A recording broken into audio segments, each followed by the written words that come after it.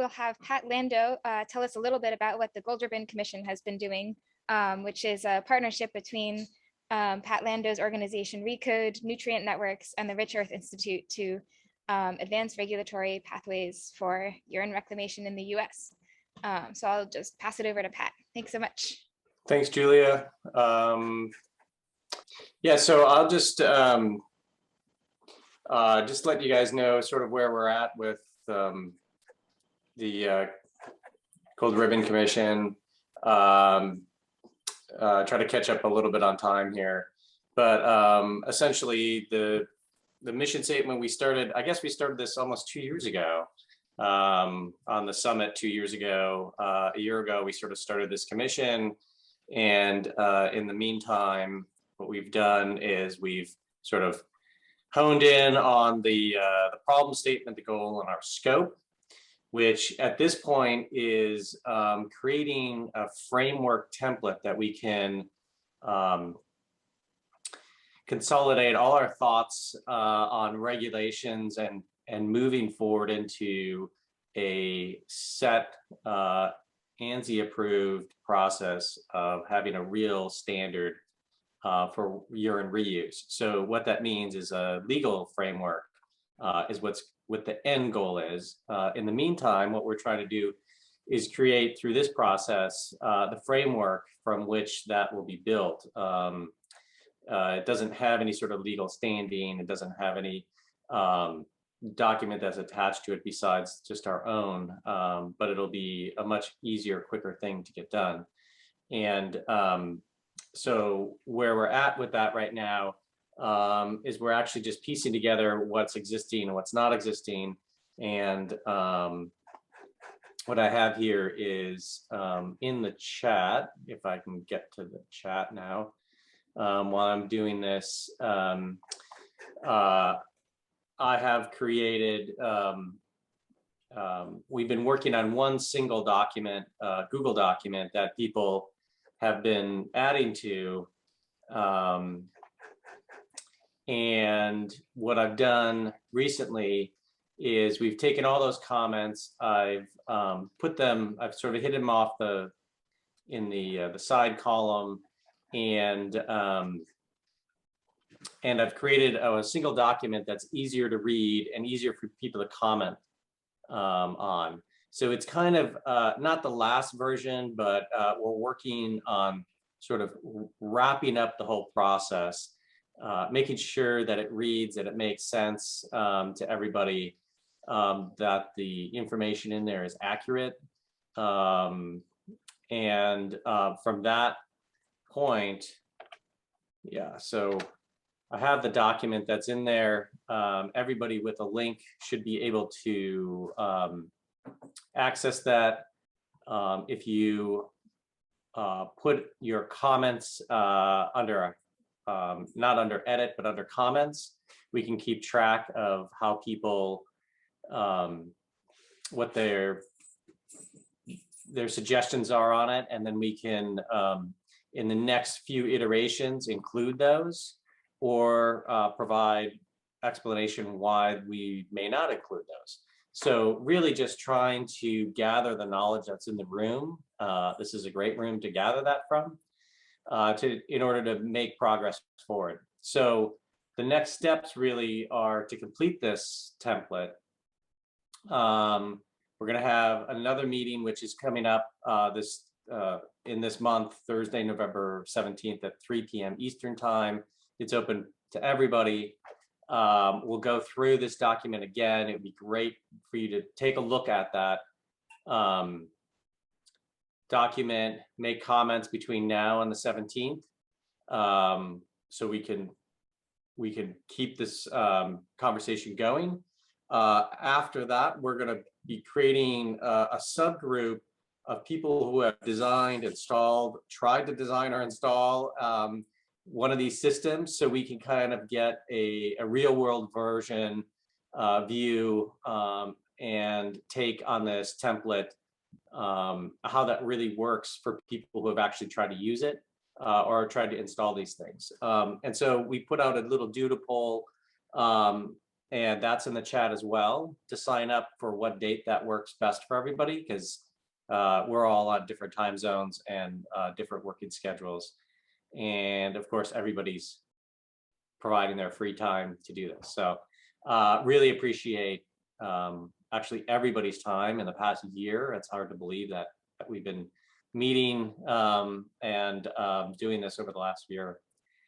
Following these next few meetings, this subgroup and this next meeting, we're really going to be getting together with these two other groups, the review team and the enthusiast team, and trying to compile all the information, making sure our links work to scientific documents, to codes that are existing, and basically try to review the manuscript and publish it so that we can start promoting this template to all the other powers that be, whether that's a regulator or AWW or your local jurisdiction.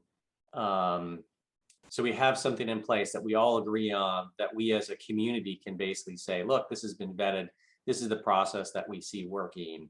And then parallel to that promotion of the template, we can essentially start a standard process, which would basically create a real legal framework for adoption into regulatory codes, whether that's at the federal level or at the state level. And this is all for the US. If we go through the IATMO code, that's an international code, so that has the ability to do that, although we're on their time frame for that, which might be in the next 3-4 years. The Portable Sanitation Association International has agreed to help us on our own timeline, essentially, do the same work and try to get it to the public sooner. So that's really all I have. I know that you guys are running late, and so yeah, if there's questions, comments, we could take them here, but I really suggest taking a look at that document between now and the 17th and making some suggestions to the document, knowing that there is a lot of work that went in behind the scenes, but your comments are going to be really, really valuable at trying to finish up and wrap up this whole process. So yeah, that's it. Thanks so much, Pat. Yeah, we've got about 10 minutes for discussion if folks have questions. There's one in the chat from Lynn Broadus who asks, is our work at all integrated with or relevant to the group working on standards for reinvented toilets? We haven't specifically coordinated with them. We do know that that is a huge barrier, and we do have in the code alternatives to the NSF requirement with these systems, and we do reference the IATMO 403, section 403, where it actually defines site-built or hand-built, essentially, sanitation systems. So again, try to get away from the requirement of NSF or certified fixtures to be used in collection of urine. So that's how we've at this point done that, to try to reduce that barrier. Yeah. Another question is, any coordination with work being done in Europe? No, we haven't done coordination with work in Europe. What we've done is the committee decided to focus on US building and plumbing codes, and using IATMO, which is the international, it's the International Association of Mechanical and Plumbing Officials code, which is an international code. I know it gets used internationally. It is the basis for about half of the US's plumbing codes, and in that it does provide some connection internationally, but it really does provide a framework for where we're working, because it's already done urine collection and composting toilets. There is a question that just came up about the ISO code.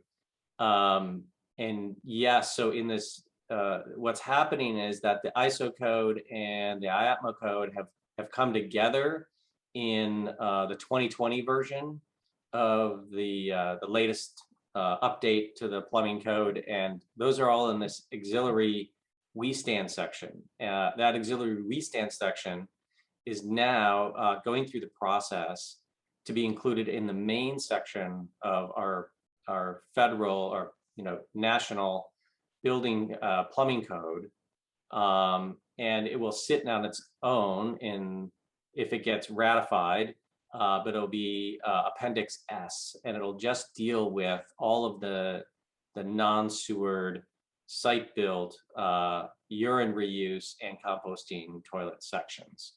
And so we're sort of working toward having it in a single location, and it's all looks like it's kind of coming together. Yeah.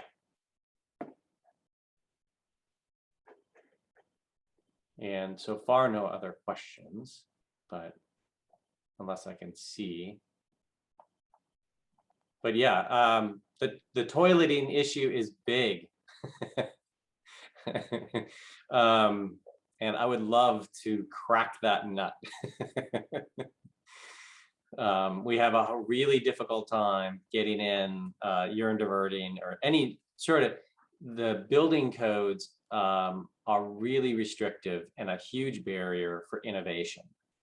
And so we're trying to write this template and this plumbing code to provide an opportunity for new fixtures, for new devices, new methodologies. And so yes, reading through and making comments to the template with that sort of mindset is really encouraged. And hopefully we've done that, and we haven't, let us know and think about where that's coming from. And one final note before I leave you guys, there is a section in the beginning where we start talking about definitions. We're trying to define sort of what, sort of raw urine and pasteurized or sanitized urine. So those terms we're trying to universalize, so we're all sort of talking the same language. You notice in these presentations we have our preferred language that we use, and I think traditionally we need to sort of take a look and unify how we're talking about the different states of urine and different urine processes. The other one is the level of sanitation, sanitized urine, and how to define that in the code. You'll see we don't specifically talk about any one type of treatment, but the level of treatment and how we got there. And so those are really crucial little sections of the template itself. There's another question from Michelle Reichman asking if there are any lobbyists, including traditional wastewater treatment plants, that are working actively against the Commission's work. That's a good question. I would say the current climate is we're not getting as much pushback. I don't know if there's anybody actively doing that. For a long time, the plumbing codes did not see this as a plumbing issue, right? So once that they just don't see composting toilets or urine diversion, and really frankly they didn't see gray water reuse as a plumbing issue. Those are all now being incorporated into the main body of the plumbing code. So we've seen a shift over the past probably 5 or 6 years of them purposely not putting them in the plumbing code, and now fully embracing that and fully embracing sort of water reuse on a major scale, and including those into these building codes. So again, there's a follow-up question about resistance from the health community. There is a document that, and what we're following is the Blue Ribbon Commission's, which is a document they came out with, which again was a framework on on-site non-potable water reuse and using the risk-based approach for that. So, using water and treatment trains appropriately for the end use. And they wrote a code that would be being able to be adopted state by state. And that was written by the Department of Health officials from 13 different states, along with other regulators, whether they're drinking water or environmental, from the environmental side or on-site side.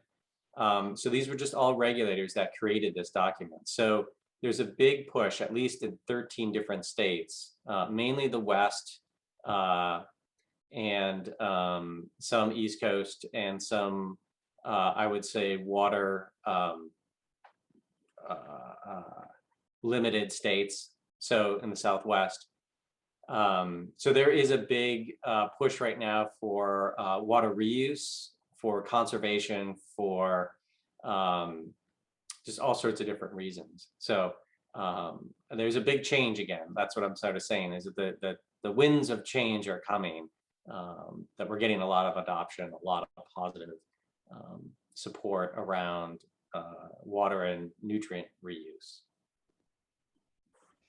Thanks, Pat. Yeah. Definitely a really great introduction to the work this group has been doing, and definitely come to one of those follow-up meetings if you're interested in providing further feedback, and love to see you in the Google Docs for sure. Yeah. We're gonna. It's not too late to participate and make some sort of impact. And if you have been active, which there's been a lot of people, I think everybody deserves a little pat on the back for all the work that everybody's done. So I thank you, and the rest of the commission thanks you. So thanks, Julia. And thank you, Pat. Yeah.